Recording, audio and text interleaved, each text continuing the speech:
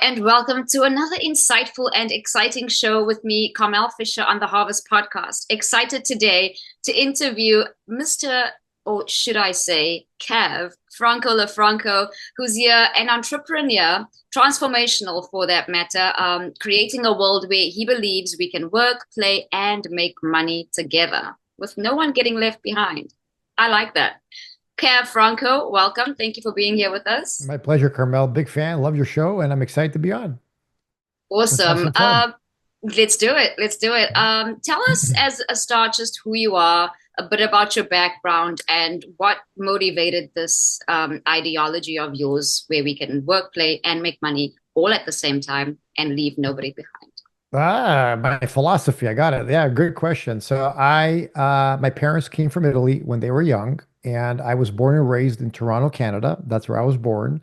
And my father, had an old school, own your own business mentality. In fact, from the age of 3 and 4 years old, he kept telling me, Franco, you must always own your own company. And so when I Love turned it. 22, what did I do? I started my own company. Didn't know what I was doing, but I started my own company and I became an entrepreneur. Obviously, when you first start a company, believe me, you're not going to be very successful. It's really weird if you are. I Yeah. struggled, I had to learn. I had to understand what it takes to build a company, all the pain and the suffering. That's how I lost all my hair, all the stress Oh. from learning. I used to have very nice hair, Carmel. Not like yours, but I used to have very nice hair. But you learn, right? And yet every entrepreneur has to go through those pains and those growing pains to get to where you understand what it takes to build a company and build a business and all that. And then one of the things I got into was personal development. And I was in my 20s. Things were not going well. Every company I started seemed to fail. And then I realized, well, there's one person in common with all the failures. Me, right? And you Yeah. can blame the circumstance, you can blame the product, you can blame all kinds of things and Right. leave yourself a victim to it. But ultimately, at the end of the day, it's me. So I started reading books on leadership, taking courses in personal development, and I got to see where I was the one getting in the way of my own success. I was in the way, the person causing the friction. I was the person that was stifling the growth of any business I had, where not only was I not being able to create a company that can grow, but also repelling people from wanting to work with me. And once I realized that, and I realized, okay, I'm the source of it. How do we fix Right. this? And then we got into and personal development and self-awareness and learning about myself more and how I occur to people and how people are seeing me and interacting with me. I'm like, wow, look at this. And then when I was able to learn how to shift that and truly become the person that I wanted to become, Yeah. that's when businesses for me started to become successful. I was happier. Uh, Things started to scale more quickly. I was attracting people of higher quality to me that otherwise I wouldn't able to attract. And then as I started to grow companies, that's where this philosophy came. Whereas, okay, now it's not just about me and myself making money, becoming successful, but who can I take with me? And there's no reason why not, if I could do it, coming from, middle class family, great family, working hard family, failure after failure after failure, and then becoming successful, I know anybody can do it. And it's just the formula is really about a personal development, following a wealth formula. It really is a formula of learning, and you got to be willing to grow. And if you're willing to grow and you're willing to have all that, anybody, I believe this in my heart, anybody can become successful. And that's where that philosophy comes from and why it's part of who I am today. Well, that's a mouthful, Franco, and I think that's the end of the conversation and the podcast Okay, interview we're right done. there. Yeah. No, on a serious note, I totally agree with you. Everything starts with you, the individual, and with or without hair, right? We're talking about the inner spirit of the individual, and really just whatever you are, become what you want to attract first, and it just results in you bringing more of the same to yourself. Now, of course, it starts with the individual, but you started your first companies at the tender age of 22. It was a your first company. Then I think 24 was a high-speed internet company that you co-founded. But did your immigrant parents, their work ethic, their entrepreneurial spirit, have any influence in how you started those businesses, or what motivated you to start those business ventures? Well, let's go back when I said I was 3 or 4 years old. My father kept telling me, "You always own your own company. You always own your own company." So literally brainwashed me with that thinking, Right. right? Which I'm very grateful for, right? And like when you're 3 or 4 years old, you don't know even what that means, right? Okay, yes, dad. Yeah. Yes, dad. And so when I turned 22 and I came out of college and I came out of university, it wasn't even a thought to go work for somebody. Like it wasn't even a thought. So okay, I gotta now what company do I start? What do Right. I do? I don't know. So and then I met a gentleman and we did import export to Mexico. That was my very first company. Didn't know what the heck I was doing. I had to learn, right? And so what you're learn, what I, and look, here's what I got to watch. There's two things my parents gave me that are for me invaluable. Two things. Number one, I saw the work ethic they put in. My dad had his own business, own businesses for years and years. My mom, the same thing. And they taught me work ethic, tremendous work ethic. But the second thing they gave me, and this is very underrated in life, unconditional love. And when you're given unconditional love, there's a foundation that you have that I see friends of mine that didn't get that from their parents or were neglected or whatever it is, that gave me the confidence that I can do anything and I can accomplish anything with that. That's why I always tell parents, guys, you have to give your kids it doesn't mean spoil them. I was not spoiled. Oh my God. I was Right. not spoiled by any There's a means. strong distinction there. 100%. Yeah. 100%. Like, oh yeah, what would you like? Would you like that? Oh yeah, that's not unconditional love. That's actually probably hurting your child. Right. But when you're like having the belief in you that you can accomplish anything, but with discipline at the same time, man, there's nothing that a child doesn't believe they can do. And for me, I had those two. I was very blessed and lucky. That's just lucky, being born in the right family to take Yeah. advantage of that. And it's on me if I don't take advantage of that then, right? And so that belief in myself has always been there since I was very young because of the unconditional love my parents gave me. And you'll really only need it from one parent. Even if both didn't give it, but all you need is it from one and you can have it. And then understanding that and then throwing yourself into the ring. Let's go. And you're going to make these mistakes and you're going to go make it happen. And then you're going to learn. You have to become resourceful, right? The number one skill an entrepreneur needs is being resourceful. And problems are going to come, issues are going to come Yeah. up, and you have to solve those problems. And that's what entrepreneurs do every day. And you eventually, first you hate that, and then you embrace it, and then you look forward to it and you love it. Like, all Yeah. right, what's today's problem? Let's go. Yeah. Because what Right. we learn, right? What we learn is the entrepreneurs that solve the most problems make the most money.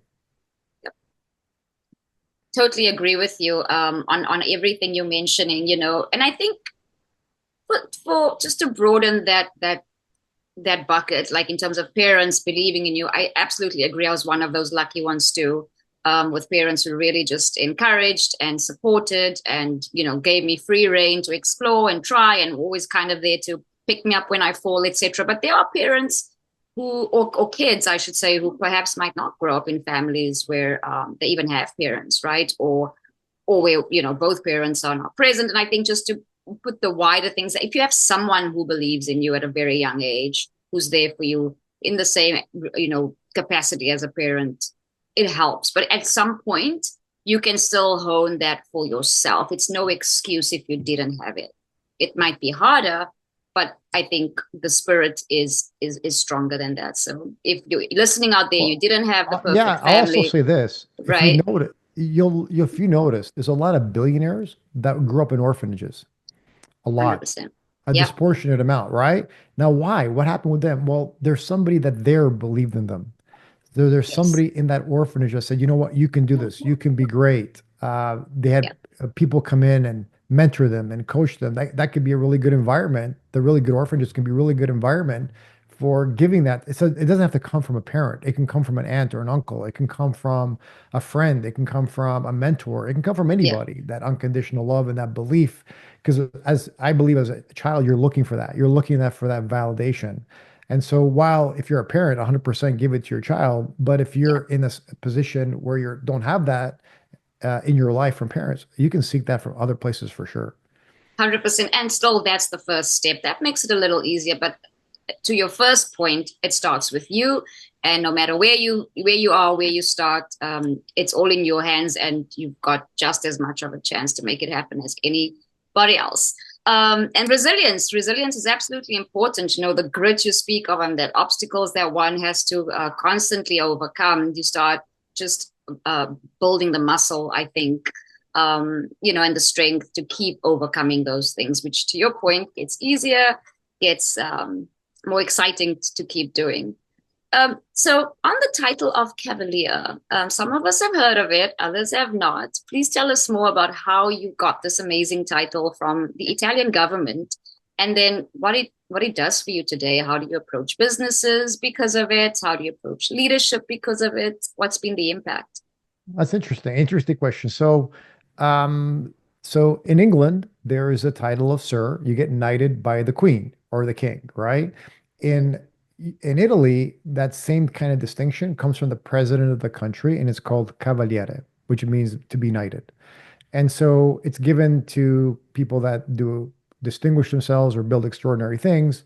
And so for some of the companies that I have built, I was nominated by the Italian government to be knighted. And that title is called Cavaliere. And ultimately, it's approved by the president of the country. And so what Wow. happened was I was nominated. It was a 5-year vetting process that you go through. Oh, For my parents, it was like a big deal, right? Because they're from that country and it's a big deal right. for them. For me, it was like, okay, that's kind of cool, right? Like it wasn't like something I was like, oh Yeah, yeah, whatever. And but it was cool. So when they got the call, congratulations, big ceremony. It was a lot of fun, and now it's part of my name. It's part of my title. It's part of the distinction of my name. And really, in North America, it means doesn't mean very much. In Europe, it's a big deal. Like I remember going to sure. different locations and getting upgraded when they find out like free food at Wow. restaurants in Italy, like stuff like that. It's kind of fun. But in North America, it's not really much of anything, to be honest, because most people don't even know what it means, right? Yeah. But it's part of something of an accomplishment that I wear. Like at the first, I was a little bit embarrassed by it. To be honest, I was a little embarrassed, but like, am I really worthy of this? Uh, Is this is this imposter syndrome. yeah, yeah, exactly, exactly Yeah, right. Like, what are you doing? I'm a knight. What are you talking about? I'm a knight. right. What's going on here? And then now it's just been, I've had it for so many years now in front of my name. That's just part of the deal. And so it's kind of cool. It's a cool story. And it's just now who I am. It's a really cool story and an awesome title. Congratulations. I think the more we know of it, the more we can respect and give it its dues, right? So congratulations for that. I think a 5-year vetting period alone says a lot about the magnitude of the accolade. So It was I interesting, that's mean, for sure. yeah, you must have done some amazing things, which I'm sure we'll touch on as we move through the interview. Um, to the point, you have been in a diverse array of industries, from real estate to, I'm not going to list them off. I'm going to have you tell us more about your diversity and the industries you've touched on and how that has now shaped your business philosophy today. Yeah, so I started in the import-export business and then went Right. into security and encryption online, website building before a website was even a website. Then got into the high-speed internet market. So I built one of Canada's very first high-speed internet slash wireless networks. And then from there to real estate, coaching, soccer schools for kids. Oh my God, so many different things. And I love business. Like I totally love business. I love like there's a market. Can I help some people? Is there a market segment that there's a void, there's a missing? And okay, let's go into it and go create it. Because once you learn how to build a business, honestly, the structure is the same, right? Now, there's going to be little nuances to little industries, whether it's software, whether it's something building a widget or whatever that is. But for the most part, building a company is all very similar. And then got into the direct sales industry. And that was incredibly fun, very rewarding, and a lot Yeah. of personal development. So for me, I love getting into things where I can learn, I can grow and develop, and bring something to the marketplace that brings tremendous value, whatever that is. That's why I love diversity of industries, right? And that's the fun part to me. And now, and yeah, because of my technology background, I'm always looking for what is that edge, that technology edge that can, but now with AI, it's like the most exciting Oh, time. My wow. God, to be alive in business because it's going to be disrupting so many It's industries. insane. It's so cool. Oh my God, it's so Yeah, cool. I love It's, it. Yeah. I know, isn't it It's great? difficult not to get addicted. It really is. Yeah. And then there's a whole nother aspect, just to keep things in perspective, as much as AI is phenomenal and I'm already seeing remarkable benefits to using it. But I also worry at the back of my mind about the energy consumption that it inevitably takes, right? Just because I'm always someone who likes to keep perspectives across all parallels. So That's just a personal note, but I still do absolutely love what it can do and is Yeah, I doing mean, for us. that is true. But look, if governments were Yeah, really serious about the energy problem, we'd have a solution tomorrow. Whenever they right. say they're serious about it, I don't believe them because solar is a tremendous product. They can just roll out solar tomorrow and fix Yeah, literally the entire country. They don't want to. Why not? It's not in their yeah, interest or their funders' interest, right? That are in the oil and right. gas business. So look, I've been in business a long time. Yep, I've seen everything. You see it all. And people are, all these proclamations and all these things they say, it's not true for the most yeah, part. And if they want to solve that energy problem, to your point, they can do it tomorrow they'll if they do it. want. If they want. Right. Yeah, so far it's all talk and taking a very reactive approach to many things. Let's wait Yeah. and just keep milking the cow and yeah, see what happens. Well, it's kind of like this. Nonetheless, It's kind of like, okay, this is yeah, happening. How do I keep my donors happy while trying right. to pretend to solve this problem? Yep, 100%. Moving on, you mentioned that exchanging time for money is yesterday's income. I love that comment, but can you elaborate on how this concept of residual income differs from traditional employment models and explain that exchanging time for money is yesterday's income? I just love it. Yeah, that's a It's great question. So, yeah, how income started, right, originally was people it's funny, 100 years ago, 90% of people were self-employed, 10% were employed. Today, it's the oh, opposite, right? 90% are employed, 10% are self-employed. But now we're going to see a massive shift back to the other right, way over the next century, right? But it's not just any income that people will want, right? So people will want to work hard, they'll want to be self-employed. That 9 to 5 cubicle life is going way of the dodo bird. The Gen Z, the millennials, that's all going away. People don't want that life anymore, that exchanging time for money. Now, there's right, still some, obviously, people exchanging time, like, okay, if I hire you piecemeal, you pay me my right, thing, and that's cool. And that's still going to be popular for the next few years. But what people increasingly will look at is how do I put some work in? And for that work I did one time, how do I keep creating residual income on that? Or how can I automate that income right, so it doesn't need me? Right. And that's where right, technology comes in and AI comes in.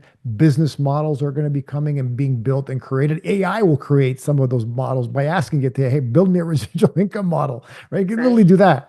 But right, whether it's trading models, there's going to be so many different models that will come in where technology and effort of your skill will be able to create that residual income.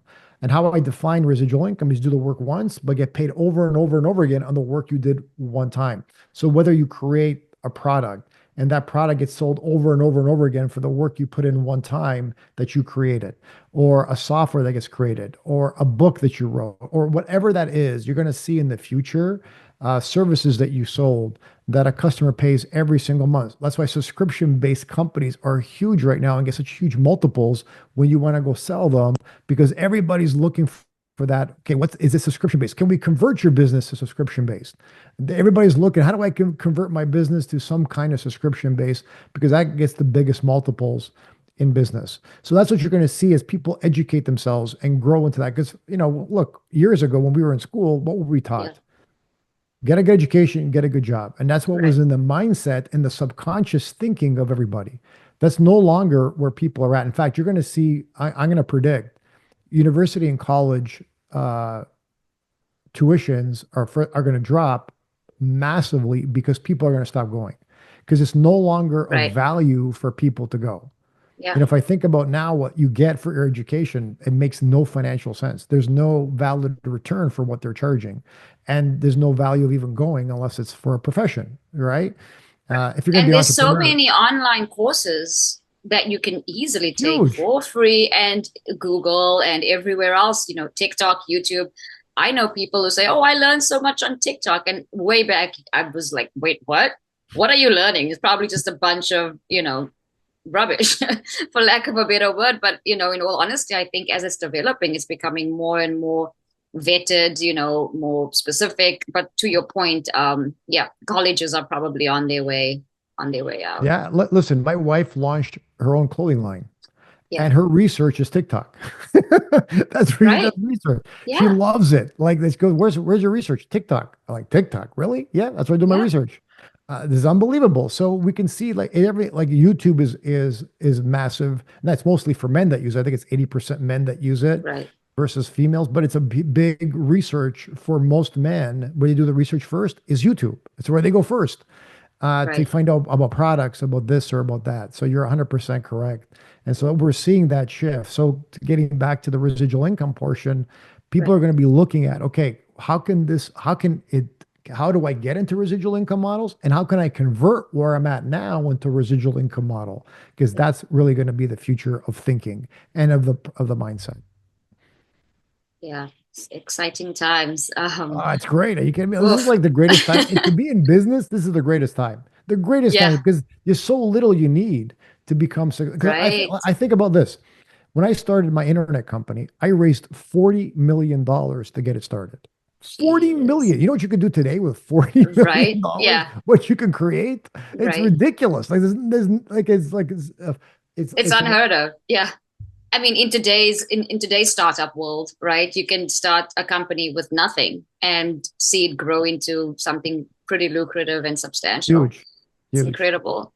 Now, you advocate for accessing industries like healthcare, energy, and telecom, as you just mentioned, and these are typically reserved for the uber wealthy. What strategies do you recommend for entrepreneurs to break into these fields? So I recommend those industries because they're staple industries, meaning they're Right. commodity-based industries. They're not going anywhere for a long time. They're Yeah. great to be in there, whether it's in the energy business, the healthcare business, telecom, industries like that. You're going to see some efficiency coming in, but at the same time, you're going to see those companies become more profitable and more profitable down the road. That's my Right. prediction. Okay.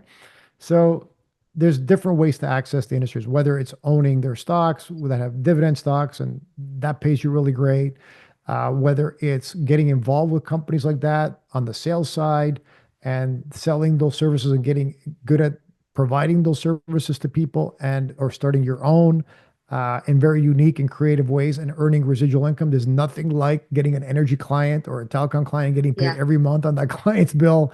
It is tremendous. Right. For those of your listeners that are interested, there is a company that has put them all together under one umbrella. They built a digital platform to put them all together that you can have access to all of them for a few $100 and then start Wow. making residual income on all those industries. So if they want to message me privately or whatever, I'm more than happy to explain them the company and who they are and what they do. But it's a tremendous opportunity. I even took advantage of that because it's so much money that's available in residual income with so little to get in. So there's different ways to access it. But why I like those industries Yeah. is because you've got giant players, stability, long-term growth, necessity, essential, while at the same time providing a lucrative income. So all those things make them great industries to access. Amazing. Where can they reach you should they want to tap into that information? My Instagram, they can message me on Instagram, Cav Franco, on Instagram, CAVFRANCO, and I'm happy to return their messages. Awesome. Now, how do you balance the desire for financial success with the need for time freedom in today's modern economy? That's why you want residual income. Right. Right? The So that, problem, look, I love building companies, right? But if the yeah, companies don't have a residual income component to it, I'm not interested. And the good thing is, once you get good at building a company, now you know who to hire, you know what position to put them in, you know how to quickly just work yeah, up front. Like it's heavy lifting getting the company off the ground, but it's like right, I'm a pilot, right? And I fly planes, right? right, And the hardest part about flying a plane is taking off. Once you take off, you cruise. You burn a lot of fuel on right. takeoff, I right? wouldn't know, but I'll take your word for it. Yeah, you burn a lot of fuel, a lot of fuel. So, Yeah, but once you're in the air, you get to cruise. You get to pull back the power. You get to relax, take it easy. You can read a yeah, book. A lot of pilots don't do much when the plane's flying. It's an autopilot, and a business can be the same way if you understand at the beginning. Okay, let's lift it. Put the right structure in place. Put the right right, systems in place. The right people in place. Then what you can do is now, okay, now it's all in place. Now, look, the only fine tuning you got to do. They got to, okay, make sure I'm right, still on target, communicating with people. No different than flying a plane long term. Same thing yeah, happens with a business. And then the next part is on the sale if you're going to sell it, right? Same with Yeah. landing a plane. All right, let's focus. We're going to land this plane. All right, let's put all of the coordinates in, make sure we're going to Yeah. be landing, we're communicating, and then we land the plane. And once you land the plane, that's same with selling a business, and that's the last part. So I always say you have to know the end in mind. What's your end? If your goal is to keep the business for cash flow, cool. Know that going in, so you know how to set up the company to do that. If your goal is to Right. sell the company, know that going in because it might be a totally different way to structure the company. Totally different way. How you keep your books, how you manage Right. everything, how you declare your expenses, all that stuff. Very important. Okay. Because you obviously want to get the greatest value you can get when you're selling it. So if you know what you're going into and all that, and you're building this residual income, now you should have a great life and spend it with your family. Go travel, go do what you need to Right. do. That's the beauty of life. But what happens is too many people start companies. And by the way, don't get a mentor. Oh, They don't get a okay. mentor, right? So they Right. start this company, they're in the dark. They've never done it before. They're Oh, you're learning. saying they don't. That's one of the problems. They They don't get a don't. mentor. Not that they should not get a They mentor. should 100% get a They mentor or should get a two or mentor. three and Got it. create, even if they're not even a big company, create a fake board of directors and bring this board of directors in and have them meet once a month. Okay, here's what my company's doing. They'll be happy to help you, right? Get some Right. successful entrepreneurs around you that can give you guidance and help you. And then Yeah. if your company ever blows up, give them a little something to thank them for what you did, right? Be Right. grateful and give back. But it's always great. Like I have tons of mentors around me in business that are always I'm in communication with. Hey, what do you think about that? And I've built many companies, but you always want mentors around you. What's my blind spot? What am I missing? What am I not seeing here? And when you got those mentors in place, I'm telling you, that creates such a beautiful place to be in because you feel confident, you feel comfortable in your decisions. That is so valuable. Thank you. And I think the fear may come from just not wanting to reach out to people. To your point, it might cost too much, or in terms of time or money. That's the perception, at least, or the misconception that people perhaps don't do that. But I think it's really profound what you're saying because things move so fast, and if you're taking the wrong steps in a very fast way, you could be crippling yourself down the road. It's so true. And look, there's a lot of folks that will love to help for free. Like when I Yeah. was very young, I had a very successful entrepreneur who owned 80 companies who was my coach and mentor. And he gave me great advice because at the time I was barely building one company. I was struggling and he had Right. 80. And I asked him, I went to lunch with him. I said, how the heck do you have 80 companies? Yeah. And he looked at me and Successful companies, I assume. yeah, like billion, like he was very wealthy, like very Right. wealthy, right? And he said to me, well, first of all, each company needs its own goal. And you Yeah. have to have the structures in place for each company, and they may be different. And you have the people in place for each company with goals set for each company. And then you have to be on target for each one. And your goal is just to manage that. That's it. I don't run the company. My job is to make sure Right. they're on target. And if they're not, then I don't have the right people. I got to put the right people in.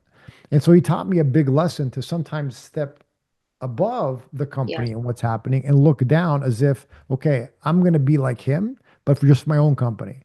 Right. Versus when you're in the weeds of something that's your own, you get too attached to it. You Yeah. get too into it, like you get too involved in it, and then Right. you lose the forest for the trees. 100%. So mindset, of course, is a big deal. As many people should by now understand. What key mindset shifts do you believe are crucial for success in today's business landscape? Well, to me, mindset is a function of self-awareness, right? Yeah. Always to me, it's always a function of self-awareness. If you're going to be something that achieves something great, it's really important that you're self-aware of you and your own limitations, where you need to improve, where you need to grow, where you need Right. to get better at. I'll give you an example. When I first started in business, I had very little self-awareness. I had very little ability to see who I'm being and how I'm impacting people. So I had a really big ego without Yeah. any evidence for the big ego, without any justification for the big ego. And so how I occurred to people was condescending. How I Oh, right. occurred to people was someone that Why would I want to work with this guy? All he just belittles me and puts me down. Now, in my Right. mind, I thought it was constructive criticism. That's Right. what I thought. You were helping. Versus, right, versus I was disempowering people versus empowering people because I didn't realize how I came across and how I occurred to people. So while maybe my Right. intention was pure, maybe, I don't know. I don't think so. Because it also served to justify why I'm right and they're wrong, right? Yeah. It never left them in a place of empowerment where they felt like, okay, I can do this. Yes, I'm excited to do this. And that was all on me. And so I Right. had to see, first of all, see that about myself. And when I first saw that about myself, I said, ew, that's not good. It's gross. I can't believe I'm that way. And Yeah. then, and then I had to learn, okay, how do I shift my language? What do I do? So mindset to me comes into how self-aware are you? Yeah. And then what can I do to become more self-aware? And there's no limit to how self-aware you can become, right? So to me, there's never enough courses I can take, never enough books on leadership and personal Right. development I can take. And that's what develops the first part of mindset. Because the second part of mindset to me is equally important. And that's a resilient mind that becomes unstoppable in the face of obstacles. And if you're going to be an entrepreneur, the second part is absolutely critical because you will go through tough times. Your company may Yeah. fail and you may have to go through another one until you eventually do make it. That may happen to you. Just because you get to become an entrepreneur does not mean your first company will make it. In fact, for most people, it doesn't. But are you going to quit in that moment? Are you going to get back up and get back at it? Or are you going to quit and go get a job? What are you going to do? Right. And so to Yeah. me, the second part about being resilient no matter what and fighting no matter what comes from your self-awareness because what happens to a lot of people why they quit, they don't realize why they failed. They Yeah. don't take in that analysis. Because if you're doing an analysis and you can step outside of yourself and just do an analysis, Right. oh, here's why I failed. Here's why this company, like I can look at all the companies that didn't make it with me. I can see why I was the source of all of them. Now, You is it know, true? I don't know, but I choose to stand there because it empowers right. me. I'm just, you triggered something that are in my awareness now, and that is, if someone is not aware or self-aware for that matter, how, and you're saying it's important to take that step outside yourself. Many people who are not self-aware don't know they are not self-aware, right? And for yourself, there was a moment where you came into your own and for the first time perhaps stood outside yourself, saw that behavior, realized how perhaps damaging it was. But what is that triggering point? And is it safe to say people just need to know, look, just step outside yourself? But if I've never done that before, how do I find that moment? Do you know what I'm asking you? Like Yeah, how totally. And it could be how anything. It could be a yeah, book. It could be multiple books. It could be core. For me, it was courses that I took on personal development. And there's got tons of it. them you can take from Anthony Right, Robbins to Landmark Education. There's so many great courses you can take right. that will trigger that and have you see it out of the skill of how they've designed the course. And there's never enough courses that you can take. Yeah, But if you look at some personal development courses, guys, go take in person. I'm telling you, in person makes a big difference. Being with people makes a big difference in a room of shared right, stories and experiences is fantastic. Plus, it's a great place to network. For me, like it's a great place to see and meet other entrepreneurs, and it's I mean that's what you'll see. A lot of entrepreneurs spend a ton of money on their own personal development every year because they right. realize how important that is, how critical that is to their own success moving forward. And so you don't know where it's going to come from. This aha moment, right? It's like that I call the aha moment, right? You don't know where Yeah, it's going to come from. Here's the thing. Once you get the first one, they're more often and more frequent because now that you know what it feels like and it's like, oh, I got it. It's really a cool experience. And now you're reading a book and oh, this is why that happened with that guy or with this. right. That's why it happened with this person. Oh, that's why this happened. Oh, I get it now. Right. So as you're reading or going through more courses, it becomes more evident and more clear and easier to see. It's like a gate that opens up in your brain and takes you to Yeah. into the wilderness that you had no idea existed. Correct. Like for me, I Right, took a personal development course. The first one I did, I was 25 or 26 years old. I'm trying to remember now. Yeah, about 25 or 20. The very first development course I ever did. And I right, had done nothing to that point. It's like literally a whole world opened up that didn't even exist in my mind before. right. Like, like, what am I seeing here? I looked Yeah, at my parents differently, my family differently, everything I did at myself, everything differently. every day. Then I did another course. And then from that one, that built upon that and built upon that Yeah. and started seeing myself in ways I'd never seen myself before, or other people for that matter.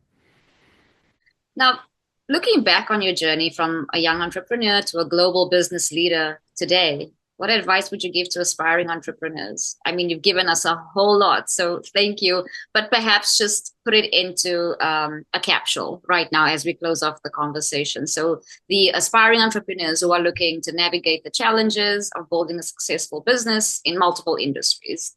If we just close it off with some key takeaways for them, I'd appreciate that. Yeah. I say there's about three things that are absolutely critical. If you want to be an entrepreneur, this is, or you know what, Right. anything in life, to be frank, right? Yeah. Yeah. Number one, I would say, start, if you haven't started your personal journey, the personal development journey, start. Get into it. You will love it. The things you're going to see. And some of the things you're going to see about yourself. Don't worry. Don't make yourself wrong. Don't beat yourself up. It Right. is what it is. And your goal is just to learn from it and keep growing from it and become better each and every day. Look, what if your goal every year was to be a better person than the year you were before? What if that was your goal, right? And whatever, however that looks like. So that's always the first goal, because here's the reality of it. If you're going to be an entrepreneur, it's about being with people. And the greater you are with people, the greater that you will be in your business. You're attracting more success, attracting more. Because look, at the end of the day, an entrepreneur, you know this, the better Mhm. people you can attract to you, smarter people you can attract to you, the more Right. success you're going to have, right? So that's number one, is get on your personal development journey, uh, and look for, the second part is about that is mentors. Who's mentoring you? Who's coaching you? Right. And so if you're starting a company in a field or a sector, cool. Find someone in that sector that's already become successful. Reach out to them. Say, listen, I've respected what you've done a lot. You've done amazing things. I want to get started. I look up to you. You're like a hero to me. I'm nervous even asking you this. Would you ever have a conversation with me or a coffee with me and help me?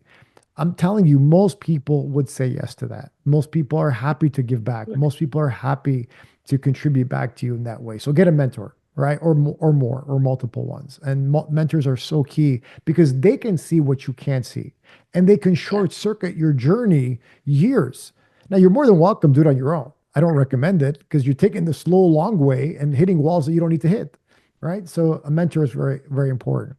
And then third, have a plan. One of the things I see is people get involved in something, they throw themselves in there, but they have no plan.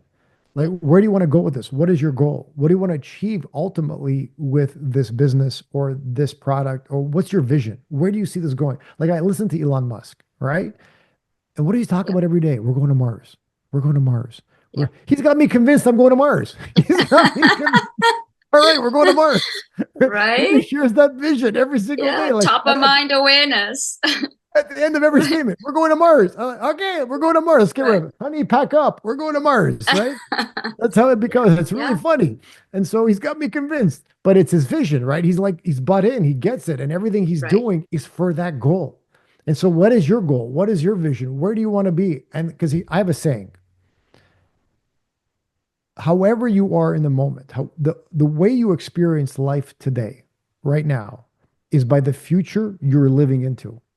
So the future you're living into will always determine how you feel right now, the actions you take right now, and ultimately where you end up. And so what happens is people get depressed because the future they've created for themselves is bleak. But if the future you've created excites you and you're passionate about, oh yeah, I can't wait to get there every day. I was listening to oh, what's his name? That actor, The Rock. Oh my God, Dwayne Yeah. Johnson, right? I was Right. listening to him in an interview, and he said, somebody asked him, "What motivates you right now? Like you're at the top of the mountain. You get all like one of the top for the social media followers, incredible success, Right. all these companies. What motivates you?" You know what he said? I want to wake up every morning running to something. I want to be Yeah. excited by what I do. If it doesn't excite me, I don't do it. And that's a great, great advice. Like you Right. got to be excited when you wake up in the morning, excited to what you're running towards, and you do that, life will occur as just a blast, just a blast. So if you keep those things in mind, I'm telling you, your life will be truly extraordinary. Woo! Well, I'll tell you, I am super inspired and ignited to start running towards anything Let's at this go. point. Let's go. This has been fantastic. Thank you so much. Transformational leader, transformational entrepreneur, Cav Franco LoFranco. It's been an honor and an absolute blast. Thank you so much for joining the podcast with me here, Carmel Fisher on The Harvest. Stay tuned for more. And you're listening to the Harvest Podcast, available anywhere you find podcasts. Stay tuned for more.